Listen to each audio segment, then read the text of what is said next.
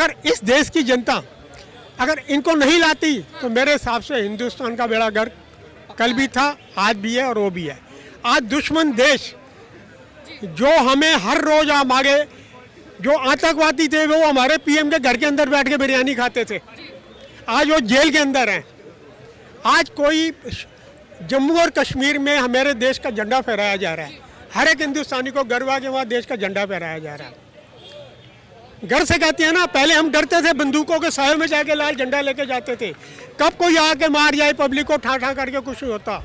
हर शुक्रवार को मेरे जवानों के ऊपर वहाँ पे पत्थर मारे जाते थे। क्या हर शुक्रवार को आज कोई वहाँ पत्थर मारने की हिम्मत करता है? ये बताओ, कोई करता है? नहीं करता ना। तो इससे बड़ी खुशहाली कौन जाती है? इससे बड़ी खुशहाली और क्या चाहिए? मोदी जी हैं तो सब कुछ। क्या नाम हुआ अंकल जी? मेरा नाम दयाल प्रकाश है। जो मैं बोलूँगा मेरे पे होगा, मीडिया की कोई दोष नहीं होगा। अब बताइए क्या विचार रखेंगे आप अपने? जो विचार दूंगा। क्या लग रहा है आपको, जिस तरीके से बालासोर में घटना हुई, 3 ट्रेनें आपस में भिड़ गई, उसके बाद से विपक्ष कह रहा है कि नरेंद्र मोदी को अपने पद से इस्तीफा दे देना चाहिए। ऐसा है कि विपक्ष नरेंद्र मोदी को खोसेगा उतनी पब्लिक उससे दूर होएगी विपक्ष से, क्योंकि वो प्रधानमंत्री की सीटें चाहते हैं। नीतीश का दिमाग अलग है, मैं प्रधानमंत्री बनूं, ममता सोचती है मैं बनूं। कह रहे हैं कि विपक्ष को एकजुट होना पड़ेगा, गद्दी पे कोई भी बैठे फर्क नहीं पड़ता, लेकिन विपक्ष को अब एकजुट होना पड़ेगा, भारी तभी होगा। ममता के दिमाग में है कि कुछ सीट आ जाए तो मैं बनूंगी, नीतीश कह रहा है मैं बनूंगा, केजरीवाल जी पहले सपने में ले रखा था, अन्ना के टाइम पे भी ऐसे करते करते मैं प्रधानमंत्री की सीट लूंगा। ये तो धीरे धीरे अब खत्म हो जाएगा दूसरे राज्यों में। और इस हादसे में प्रधानमंत्री का कोई लेना देना होता ही नहीं है। इसको जितना खोसेंगे उतनी ही सीट गिरेगी उनकी, क्योंकि उनका दुख जताते हैं ना, फिर उनकी सीटें कुछ बढ़ती। विपक्ष पूछ रहा है कि 275 जाने गई हैं इस हादसे में, उसका जिम्मेदार कौन? तो ममता के टाइम में बहुत सारे हजारों के हिसाब से मरे थे, जब तो विपक्ष नहीं बोलता था। जब कहाँ गए थे?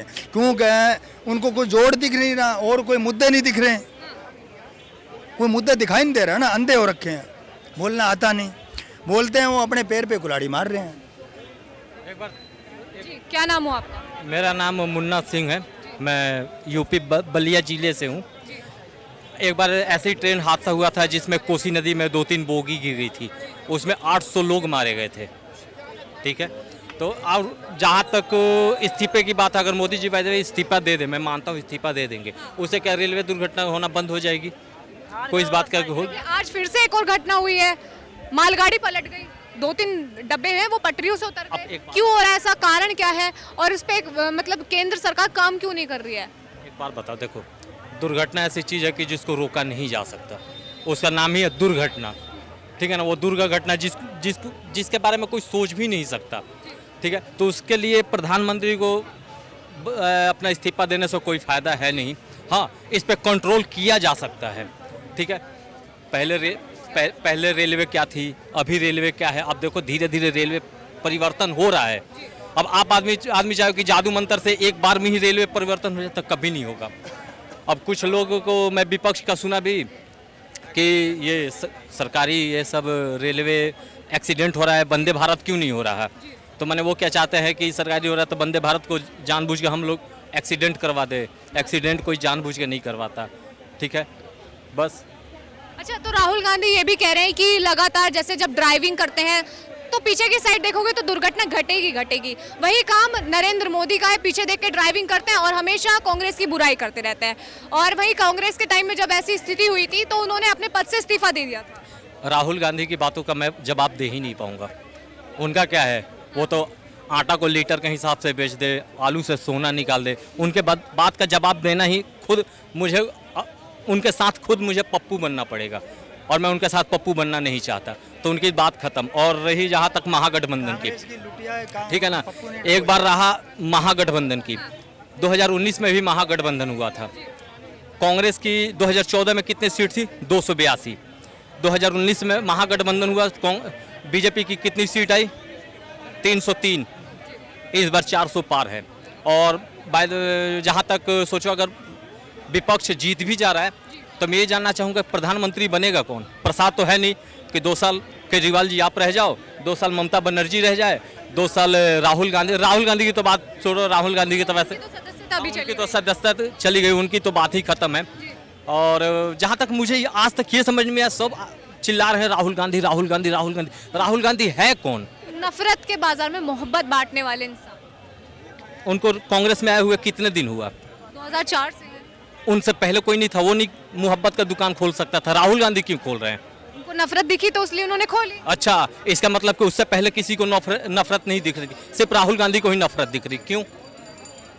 वो सोनिया गांधी के वंश हैं, तो वो अपना छवि बनाना चाहते हैं, लेकिन उनकी छवि बनने वाली है नहीं। वो आटा को लीटर के हिसाब से बेच के अपना छवि गिरा चुके हैं। लोगों के बीच जाना शुरू कर दिया अब तो राहुल गांधी ने। जब भारत जोड़ो यात्रा की तब मिले, अभी ट्रक चलाते हैं तो बात करते हैं, तब भी उनका मतलब कुछ दिख नहीं रहा आपको कि हाँ कुछ सदस्यता अच्छी हो मतलब काम अच्छे कर सकते हैं, लीटर वीटर को छोड़ के थोड़ा सा। लोगों के बीच तो प्रियंका वाड्रा भी जा रही हैं, ठीक है। वो अपनी छवि क्यों नहीं बना पा रही?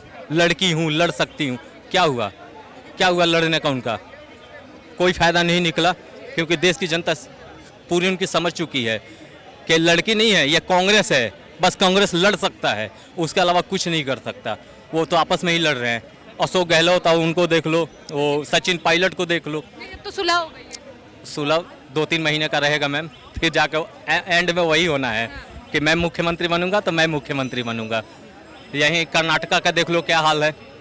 उन्होंने फ्री का रेवड़ी दे दिया, उन्होंने बोला कि मैं 300 यूनिट फ्री में बिजली दूंगा, महिलाओं को 3000 रुपये दूंगा, ये दूंगा वो दूंगा। अब एक भी भाषण उनका राहुल गांधी का या प्रियंका गांधी का बता दो को फ्री के अलावा ये बोला हो कि मैं मेरी सरकार आएगी तो 2 करोड़ नौकरी दूंगा। उन्होंने बोला ही नहीं, क्योंकि उन्होंने खुलेआम बोल, अगर बाय द वे कोई जाए कि मुझे नौकरी चाहिए तो बोला मैं तो कर्नाटका में जब चुनाव लड़ा था तो नौकरी के बोला ही नहीं था, फ्री के बाद बोला था। और यहाँ तक कि बस के फ्री के बात है, मिलने लगी महिलाओं को बस में फ्री मिल रही है। आपको भी जानकारी होगा, नहीं मिल रही, अभी उस पर चर्चा चल रहा है, वैसे ही चर्चा चलता रहेगा। जी कैसे देखते हैं आप 2024 में प्रधानमंत्री कौन? इसमें जो मोदी के खिलाफ विपक्ष बोलेगा, इस हिसाब से आज से हो गए जी, मोदी ने करवा दिए तो इनकी सीटें और बढ़ेगी। कैसे बढ़ जाएंगी? बढ़ेगी, दूसरी पब्लिक गुस्से में हो जाएगी। क्यों गुस्से में हो जाएगी? जब मोदी जी जिम्मेदार है, केंद्र सरकार के हाथ में पूरा मंत्रालय है, फिर प्रधानमंत्री क्या करे? अब कमिश्नर IT को कनाट प्लेस बैठता है, यहाँ का SHO गलत होगा, इधर उधर फ्रॉड करेगा तो कमिश्नर क्या करे? SHO की गलती है ना, तो उसमें प्रधानमंत्री कह रहा पूरे देश का है वो। हाँ, दूसरे देश में कोई बछोड़ी होती है तो उसमें जुम्मेदारी लेता है, जब प्रधानमंत्री का होता है अभी मैं जुम्मेदारी ले रहा हूँ। जब पाकिस्तान में झगड़ा शुरू किया था, जहाज भेजा था, इसकी जुम्मेदारी उसने ठोक के ली थी, भी मैं ले रहा हूँ, कोई होगा फौज की जुम्मेदारी मेरी है, जैसे मर्जी लड़ो, वो होती है जुम्मेदारी। ये छोटी छोटी चीज़ों के लिए कहाँ से क्या सिस्टम हो? ये विपक्ष खाम का छोले बूंद रहा है, अपनी छवि खराब करेगा और उनके वोट कम हो जाएंगे। ये वोट कम होने का नतीजा होगा। अगर मोदी को सपोर्ट करेंगे इस चीज़ में तो वोट पब्लिक करेगी, देश की पब्लिक करेगी ना। तो नकली प्रधानमंत्री थोड़ी चाहिए, प्रधानमंत्री कहाँ है ठोस, बड़ा पेड़ भी चाहिए ना। नकली नोट सुना है, नकली प्रधानमंत्री। अब नीतीश कुमार है जी, मैं बन जाऊंगा, वो कहाँ से? बिहार भी नहीं चल रहा उससे, पूरा देश को कैसे चलाएगा? केजरीवाल है, दिल्ली संभालनी भारी पड़ रही है, पूरा देश कैसे चलाएगा? दूसरे देशों में कैसे बोलेगा? क्या देखते हैं अंकल जी आप 2024?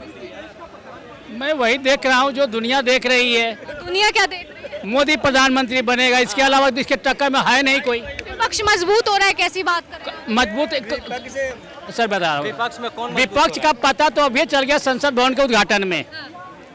18 पार्टी विद्रोह की थी कि हम नहीं आएंगे, और 25 पार्टी सपोर्ट कर दिया। 176 सांसद विरोध किए और 378 सांसद जो सपोर्ट कर दिए। इसी समय देख लिया, इसको सरकार बनाने के लिए कितना चाहिए? 282, 303 तो खुद लेके आए हुए हैं। तो ये देखिए, अभी जो विपक्ष लोग एकजुट हो रहे हैं, ये सब भ्रष्टाचार, ये विपक्ष उसके लिए इकट्ठा नहीं हो रहे हैं, सबको डर सता रही है ED और CBI, ये सब भ्रष्टाचार के मुद्दे पर इकट्ठे हो रहे हैं। ममता के 2 सीनियर नेता अंदर में हैं, पार्थव चटर्जी, पार्थव चटर्जी जब ये हुआ था कितना 50 करोड़ पकड़ाया था, ठीक है। तो कौन ऐसे नेता नहीं है जिनके ऊपर घोटाला की केस नहीं चल रही है? राहुल जी और सोनिया जी तो खुद बेल पर चल रहे हैं। अपने पार्टी को तो बचा, उच्च जाने अपने पार्टी को तो ही बचा लें। जो सीनियर नेता सब पार्टी छोड़ के जा रहा है। गुलाम नबी आजाद कितने सीनियर नेता थे, क्यों छोड़ दिया? कैप्टन ये थे पंजाब के अमरिंदर कैप्टन, ये क्यों छोड़ दिए? कपिल सिब्बल यहाँ के क्यों छोड़ दिए? तो कहने का जब पार्टी इनसे, जब तक पार्टी चलाने वाला इनमें था तब तक देश पे शासन किया। अब तो पार्टी इनसे खुद संभल नहीं रही है, इनकी सदस्यता चली गई। दूसरी बात जाने दीजिए, जो इनका पैतृक क्षेत्र था वहां से ही भाग के चलेगा दूसरे जगह ये चुनाव लड़ने के लिए। तो ये क्या देश चलाएंगे? जब अपना क्षेत्र कोई नहीं बचा पाए तो ये देश को चला पाएंगे? आज कोई भी बात हो, ठीक है, विचारधारा में हम मतभेद मान सकते हैं कि हाँ भाई बीजेपी के कुछ और है या किसी पार्टी के और है। अगर कोई बात है तो हम संसद में बैठ के चर्चा करेंगे या विदेश में जाकर बोलेंगे। राहुल गांधी को कह रहे हैं? हाँ जी। एक तरफ तो वो कहते हैं कि मोदी जी जो है नमूना है, दूसरी तरफ वही प्रधानमंत्री को दूसरे देश में पैर छुए जाते हैं। एक रामायण में हमारे धर्मशास्त्र में लिखा हुआ है कि जाकी जिसकी भावना गति उसी विधि होए।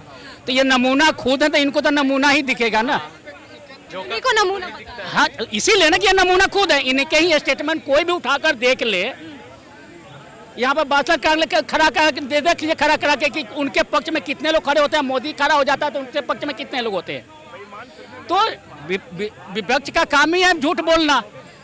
2024 में भारत 2024 में मोदी के छोड़ के दूसरा कोई नहीं आने वाला है।